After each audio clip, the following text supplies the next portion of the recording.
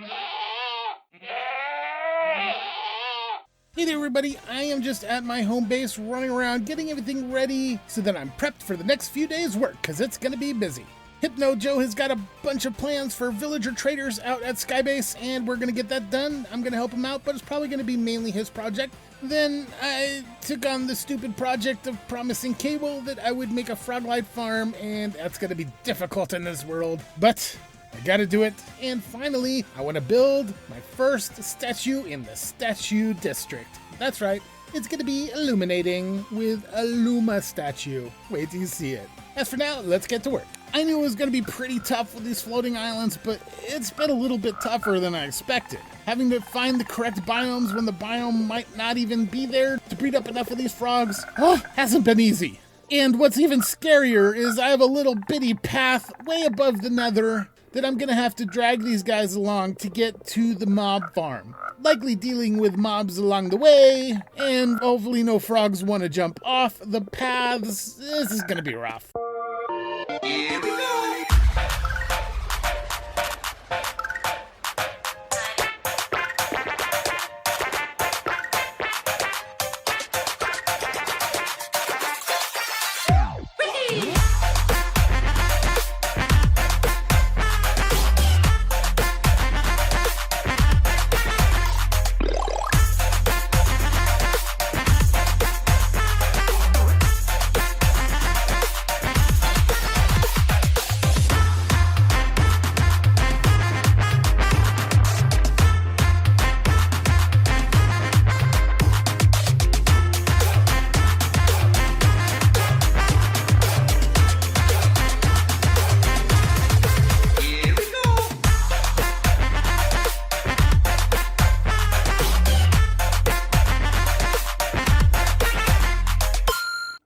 I'm so happy this frog farm is finally done. I am somewhere high above everything below in the nether, in my own little froggy world, and I'm loving it now, but this was a pain to get through. I AFK'd for about 10 minutes and filled up all these barrels. Not really. But these barrels are all fairly full from an overnight AFK session. This froglight farm is just ridiculous on how fast it produces, and it's stupid how much storage I gave this thing originally, and I keep giving. For as efficient as this farm is, I really need to rework it sometime so that it has real storage, because this just isn't going to cut it. I don't recommend it. But now we've got our lights, it's a fresh new day. We got to help Hypnojo today some with the trader village, trader hall, trading hall. There we go. I got there. But first, I have to fulfill my promise to Cable. I gotta go build a shop and put these things in it so he can have access to them. And I can put this little torturous build behind me. Let's get going.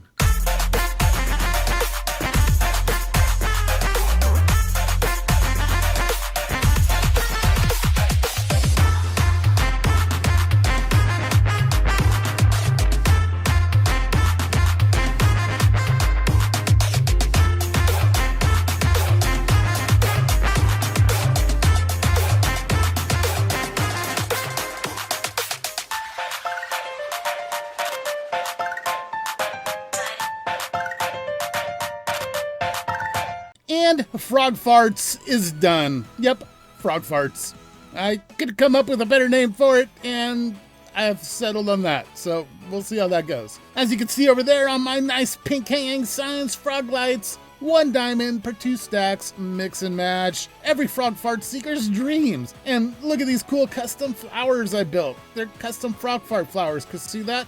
Bloop, bloop, bloop, those little bubbles. That's a little secret glitch using armor stands. And I got particle effects with them, creating little frog farts. Gotta love it. So I created this nice, cool little custom pond with all sorts of little secret details all around and cool custom build tricks and all that. And I put it right next to my sniffer shop. This season, we're buying chunks for our shops. So I bought these 2 chunks, and then I figured I'd buy the other 2 adjacent chunks. So I currently own a whole 2x2 square right here, and we'll see what else happens in there. I might just decorate it, might fit some more shops in it. We'll just have to wait and see. Now I'm down at the southern side of the shopping district. Not much has gone in over here yet, but why don't we take a look at the main portion of the shopping district so we can see what's going on so far. We got Mega's cool shop still right here, hasn't gone anywhere. The Geek has put in this awesome tree shop with all the trees. Gotta love it.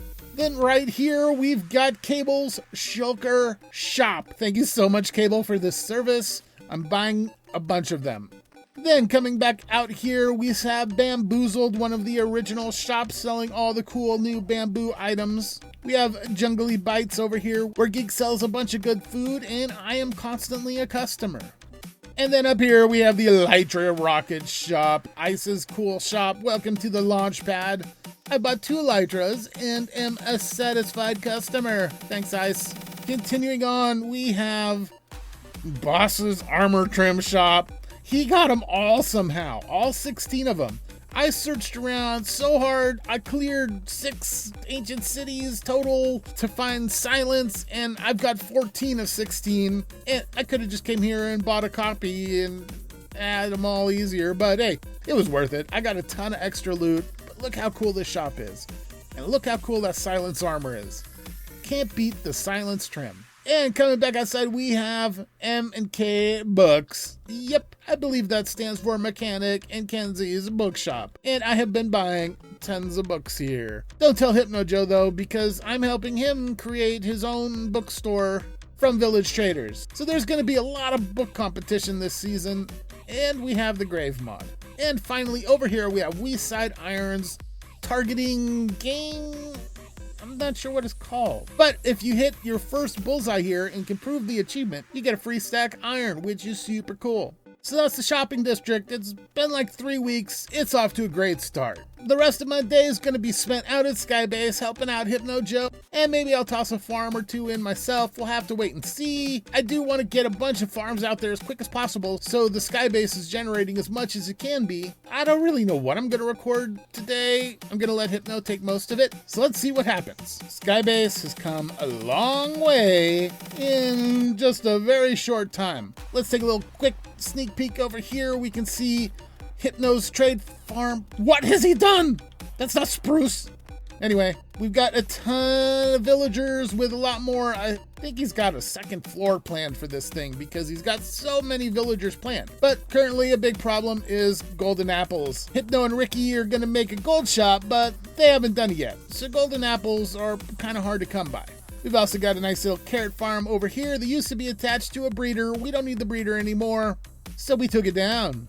Let's go back out. Over here you see a super tech, Skybase 2 tech style wheat farm. Hypno tossed this in. We're probably going to put in an automated one soon because he just did this to get a bunch of quick bread for villager breeding. But long term, I think we want something automated. He also threw in a stone generator over there, all nice and tech dirt style.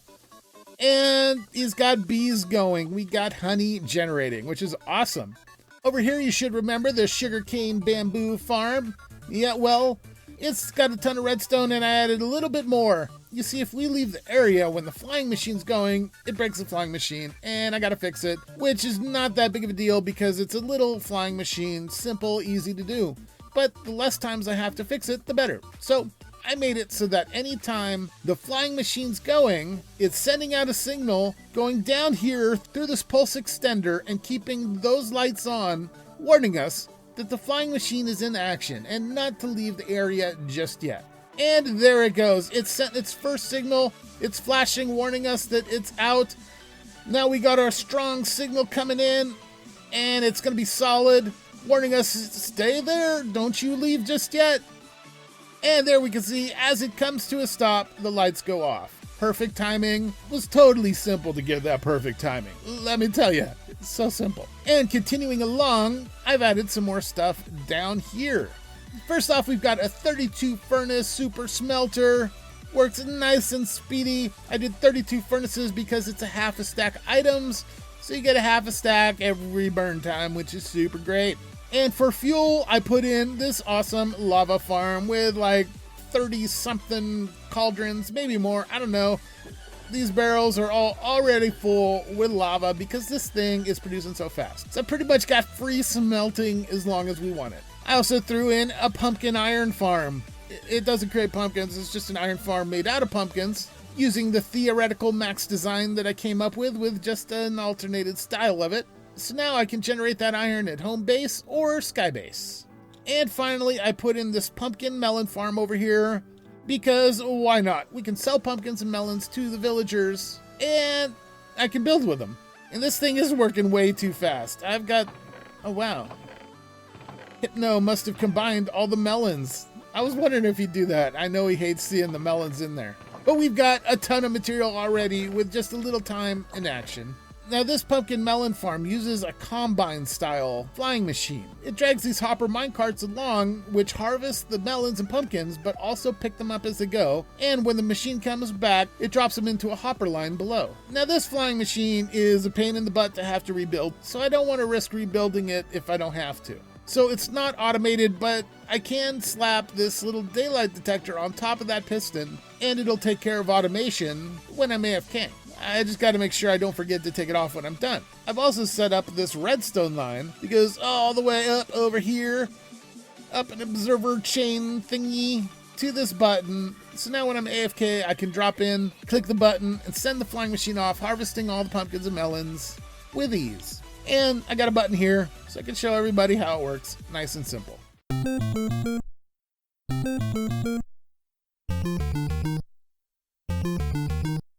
Well, we have been getting a ton of work done, but I've got one more big project I wanted to get done before I release this episode, and it's a big, giant Luma statue out at the Statue District, like I promised. So why don't we head on out there and get to building.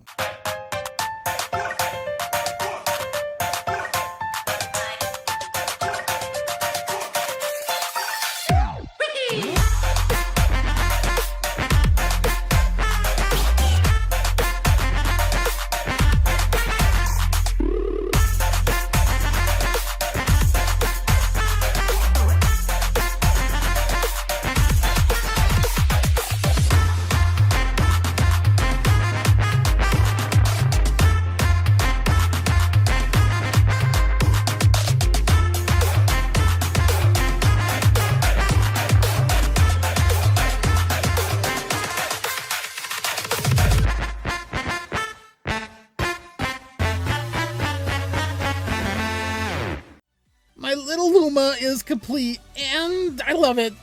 It's so big and bright and cuddly. Just look at this thing. And yep, that's me up top. Hey everybody. So it's a pretty big little Luma. It's about 64 blocks tall by a whole other bunch. Pretty wide too. It's got a pretty solid teardrop star shape for its size. And I'm super happy with how this little Luma came out. By the way, this is going to be the front portion of the Statue District. It's a big open flattish area, and I'm going to fill out more flat areas like that. I'm going to do a lot of terraforming out here. And my plan is to put a whole bunch of Mario statues out here this season and make a bit of an action dynamic scene. And I think it's going to be super cool. But for now, I just want to look at Luma. Luma looks so cute. Makes me want to play some Mario Galaxy right now. By the way, have you guys noticed my shield? You see that cool line going across my shield? And the enchantment glint that's not moving. Interesting. Look, it's even on the backside of my shield. Well, if you didn't know how to do that, I actually made a tutorial how to do it right there. So check it out. You can learn how to mess with enchantment glint. It's super helpful. But for now, I've been so busy, it's time to take a little break, refresh, and hit it all again for next episode. So later, everybody.